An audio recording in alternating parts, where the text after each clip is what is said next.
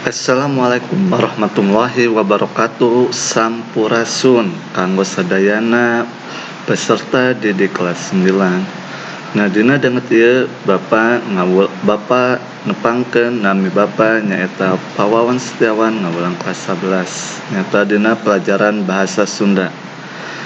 Ayeuna urang ajarkeun dina materi pertemuan kahiji nyaeta perkawis kawih. Satacana lebet kana modul mangga satacana diunduh heula supaya urang kempel ngabahas materi kawih. Nah dina pertemuan kahiji nyaeta kompetensi anu kedah dicapai nyaeta ngabandingkeun bentuk struktur unsur kebahasaan teks kawih atawa klasik dan pop. Nu salajengna dina keterampilanna melantunkan kawih Sunda klasik dan pop. Nah satu acan lebet kana materi perhatoskeun penggunaan modul aya kanggo peserta didik aya kanggo ka guru mangga diaos heula. Satu acana berdoa pada Tuhan yang Maha Esa. Mugia ilmu nu dapatkeun tiasa manfaat kanggo urang sadayana.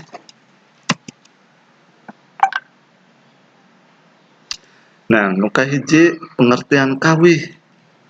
Naon anu disebut kawih teh? Kawih asal katana tina kawi, anu sok diaosna kawi, nu artina sair.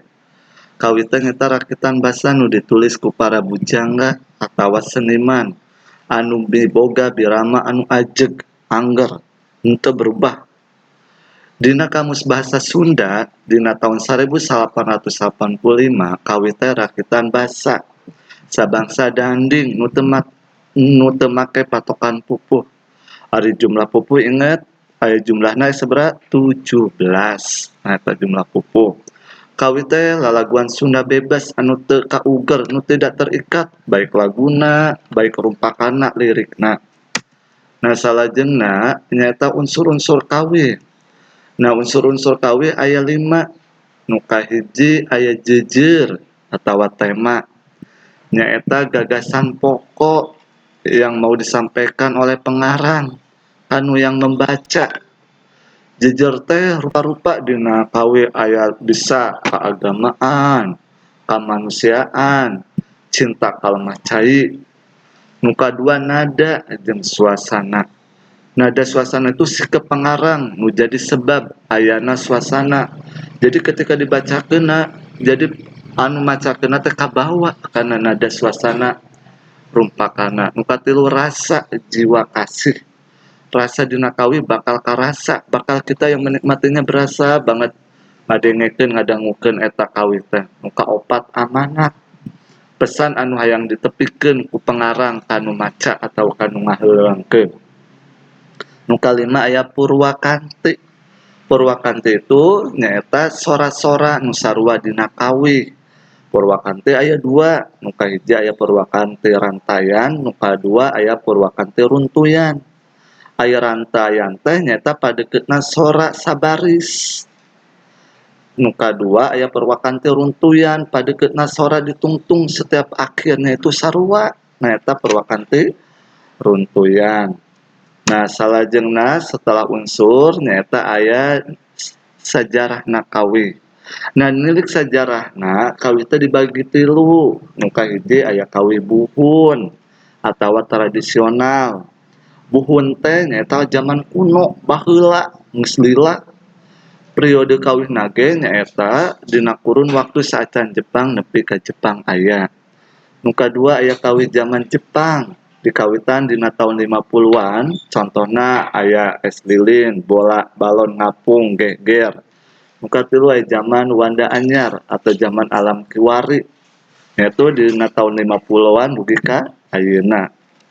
Salajengna saenggeus nilik dina sajarahna nyaeta urang tangetan dina wangun jeung gaya bahasa rumpaka kawih. Nah dina rumpaka kawih ingat bisa sarua jeung sisindiran. Aya nu disebut cangkang, aya nu disebut besi. Contoh, Bapak di dieu miboga lagu rumpaka es lilin. Contoh itu saha dunungan nunung tun munding digantelan geuning ku sapu tangan. Nah, eta teh padalisan kahiji jeung kadua. Nah, nu padalisan kahiji jeung kadua disebutna cangkang. Padalisan katilu jeung kaopat disebutna eusi. Anu itu saha dunungan nu ginding teuing. Sing horeng mah aduh geuning junjungan. Nah, anu tilu kaopat eta eusi. Dina wangun gaya basa rumpaka kawi ge aya jenisna sapertos sisindiran, aya paparikan, aya rarakitan, aya wawangsalan. Nah, dina sapertos anu ku Bapa tadi dihaleuangkeun lilin tinggal nu ujungna sarua, tinggal huruf ujungna kecapna sarua, tungtungna teh sarua ding.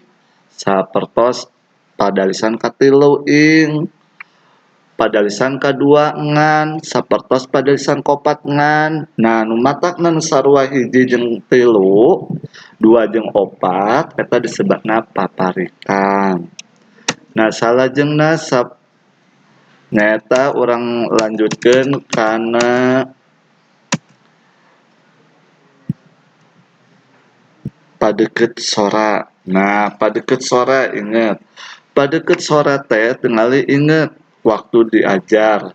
Aya huruf vokal Sunda benten huruf vokal Sunda sangaran Indonesia. Masih ingat huruf vokal Sunda? Jumlahna teh aya 7. A, I, U, E, O, E, E.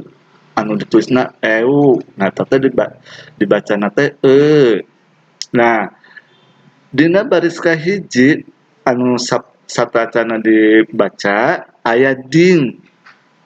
Padalisan katilu atau baris katilu aya ing. Nah, sarua baris kahiji jeung katilu ing ik. Nah, padeukeut sorana i. Karena eta teh sanes huruf vokal nyaeta huruf konsonan. Padalisan kadua aya ngan. Padalisan kaopat aya ngan. Nah, huruf vokalna teh nyaeta a padeukeut sorana. Nah, salajengna parantos wangun, nah aya itu gaya bahasa. Unsur penting sejenna dina kawi teh nyaeta pilihan kecap atau diksi. Anu dalitna, anu kerjasamana tah dalit teh nu kentolna jeung gaya bahasa. Naon anu disebut gaya bahasa teh? Gaya bahasa teh bahasa nu digunakeun ku pangarang. Sangkan bisa leuwih terbangun budang imajinasi paregep anu macana. Nah, dina gaya bahasa Sunda di dinya dibagi 5. Nu kahiji aya metafora, nu kadua aya mijalma, nu katilu aya gaya basa ngasor, nu kaopat aya gaya basa rarahulan, nu kalima rautan. Metafora atau lalandian atawa sesebutan. Nah, metafora teh nyaeta gaya bahasa babandingan atau lalandian keur nyebutkeun hiji barang. Padahal anu dimaksud mah sejen beda, tapi dianggap pasifatan sarua. Contoh, Sri Kandi. Sri Kandi teh ngaran hiji pawayangan. Nah, ayeuna wanoja atau awewe anu kuat nu gaga perkasa disebutna teh Sri Kandi. Terus aya deui contona naon? Coba. Contona buta huruf. Nah, buta huruf teh metafora atau lalandian. Nyata buta huruf teh kanggo anu teu tiasa maca atau ngenal huruf. Terus kurang ngerti, itu ingat kurang ngerti itu kanggo anu bodoh. Nah, nu kadua gaya bahasa mijalma atau personifikasi. Gaya bahasa mijalma itu nyaeta pikeun nyebutkeun barang anu henteu nyawaan atawa sasatoan diupamakeun boga cara jeung sifat seperti manusia. Contoh tadi Mega nyumput di tukangan gunung. Mega naon? Mega teh awan. awan bersembunyi di belakang gunung. Yang bisa bersembunyi nyaeta jalma manusia. Masa awan bisa sembunyi? Nah, diibaratkan benda mati seperti kelakuan manusia atau mega ngintip. Bahasa orang kerikar janji. Yang sering ngintip manusia sanes mega. Nah, nu katilu aya gaya bahasa ngasor atau litotes. Yaitu gaya bahasa anu sabalikna tina kenyataan. Yaitu maksudna teh merendahkan diri. Contoh, mangga sumping ka saung butut. Padahal orang nepi ka rumahna akarorompokna teh imahna teh mani gede kaos istana. Tapi disebutna saung butut. Sim kuring mah teu gaduh receh-receh acan. Boro-boro recehnya. Padahal di dinya duitna mang juta-jutaan. Udah tuh boga receh dan jutaan. Nah, eta nu gaya bahasa nu sapertos kitu disebutna gaya bahasa ngasor atau lirtotes. Nu kaopat aya gaya bahasa rarahulan. Nyata pikeun nandiskeun, mantepkeun atau menimbulkan rasa yang berlebihan. Contoh, bapana digawe nepi ka banting tulang. Coba hebatnya banting tulang dibanting-banting. Nah didinya sanes tulang nu dibanting tapi sekuat tenaga apapun dilakukan. Muka opat anjeunna ngajerit maratan langit ngadangu waktos mana tilar dunia. Ngajerit maratan langit, aduh ngajerit di bumi kadangu ka langit. Hebatnya. Nah seperti itu contohnya gaya bahasa rara bulan. Nu kalima aya gaya bahasa rautan. Gaya bahasa rautan itu maksudnya melemeskan, menyopankan bahasa supaya tidak kasar untuk yang didengar. Contoh, hidup sering sok keluar, Pak saya izin ke WC, Pak saya izin mau kencing. Gak enak atuh didengarna pas saya mau kencing. Jadi dilemaskan, Pak saya izin ke belakang. Nah, itu menghaluskan. Anjeunna tunawisma makana teu gaduh rompok. Atuh lamun disebat gelandangan anjeunna ngambek tunawisma menghaluskan. Nah, sapertos eta contoh gaya bahasa rautan. Salajengna aya bedana kawih klasik jeung kawih pop. Non kawih klasik teh nyata kawih anu dikawihkeunna syair atau rumpaka bahasa Sunda wangun ugeran yang terikat. Biasanya dina kawih klasik waditerana digunakan rebab, kendang, gamelan, goong, kecapi, suling. Terang sadayana waditerana. Terus tangga nada nu digunakeunna nyaeta pentatonis atau dominati la. Terus aya kawih pop. Naon aya kawih pop teh? Kawih pop teh hampir sarua jeung kawih klasik. Cuma nu ngabedakeun nyaeta waditra. Waditrana teh nu digunakeunna teh tos modern. Contona keyboard, gitar, drum eta dina kawih pop. Jeung tangga nada nu digunakeunna oge sanes pentatonis. Nyata dia tonis. Nah, dangukeun sok hafalkeun kawih klasik. Kawih zaman baheula nyata es lilin. Sok mangga dispel. Diapalkeun.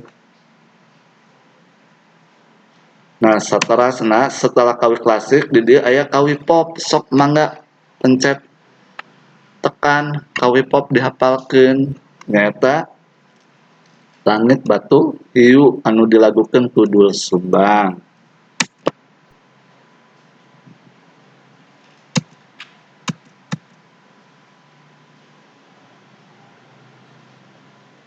Nah, tujuan akhir Bapak dina pembelajaran ayeuna nyaeta supaya anjeun tiasa memahami tentang materi kawih dina bahasa Sunda.